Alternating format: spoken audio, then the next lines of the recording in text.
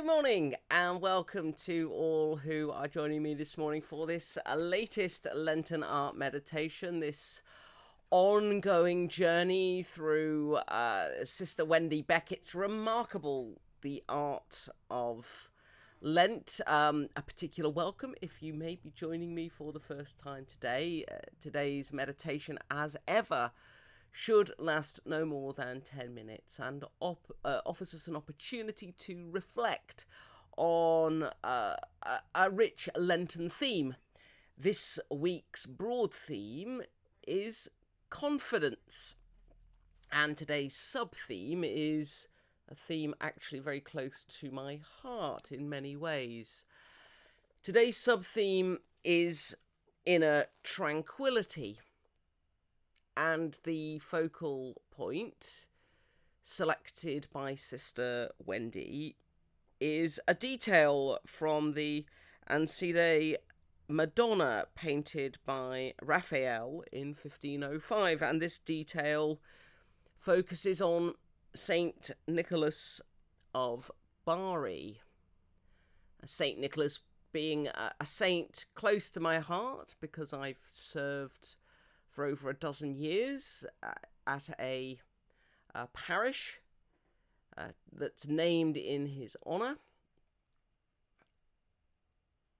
And more especially, today's sub-theme is precious to me because I don't know about you. One of the things that perhaps I've most struggled with in the past year of pandemic is inner tranquility.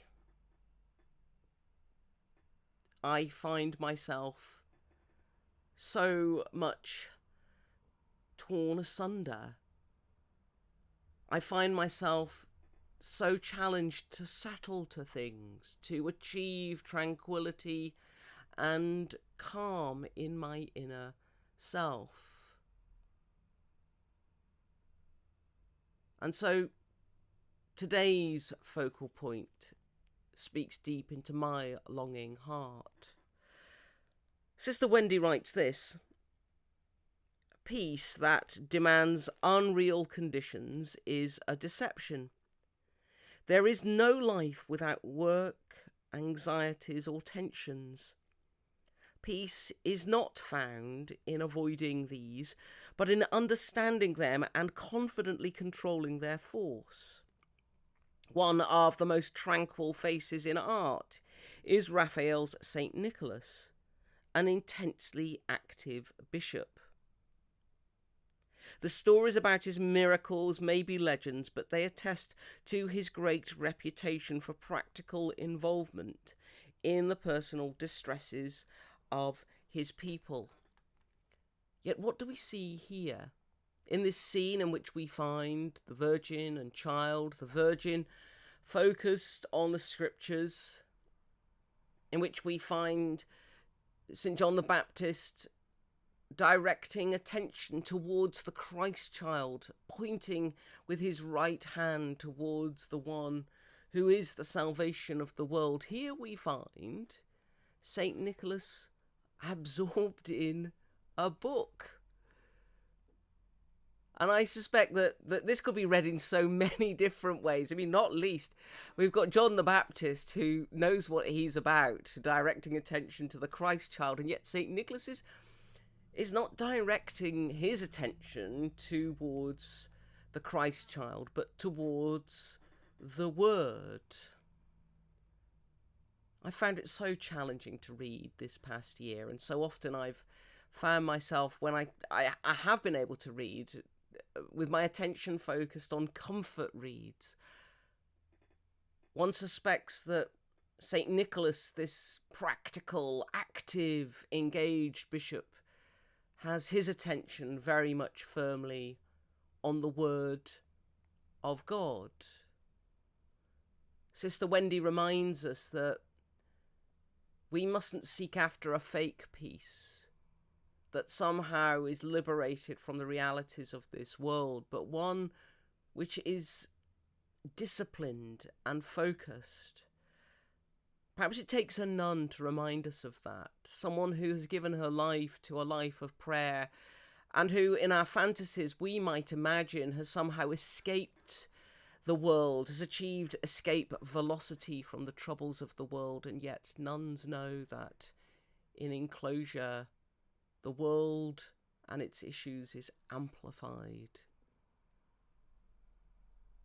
Inner tranquility is always a demanding matter, a challenging matter.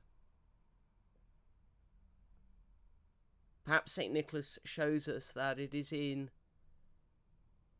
the focus on the Word of God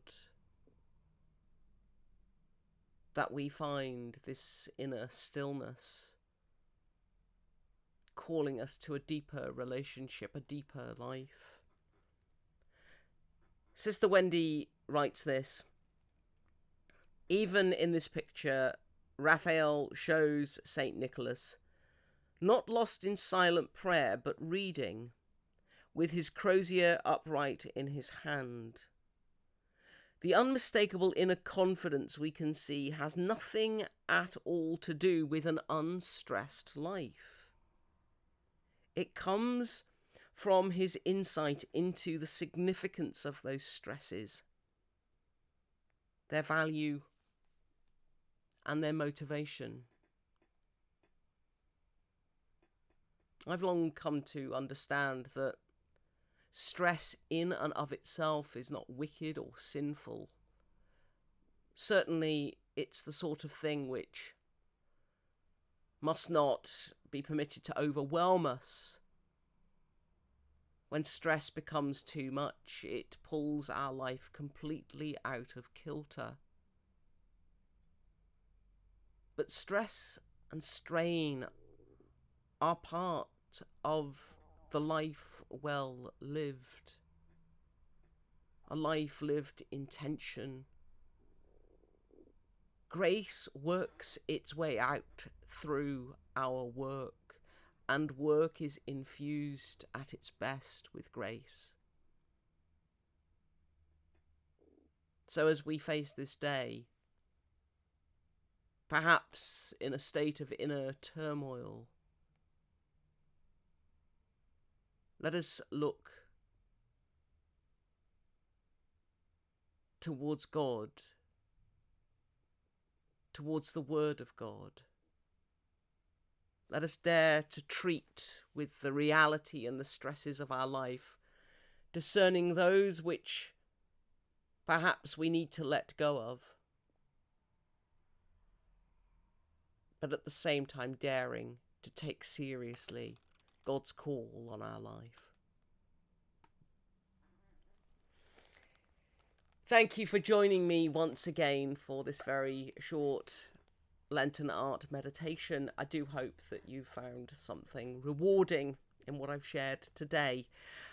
I hope you're able to join me again tomorrow at 9 a.m. for our next Lenten art meditation. Until then, may you have a happy, holy and blessed day.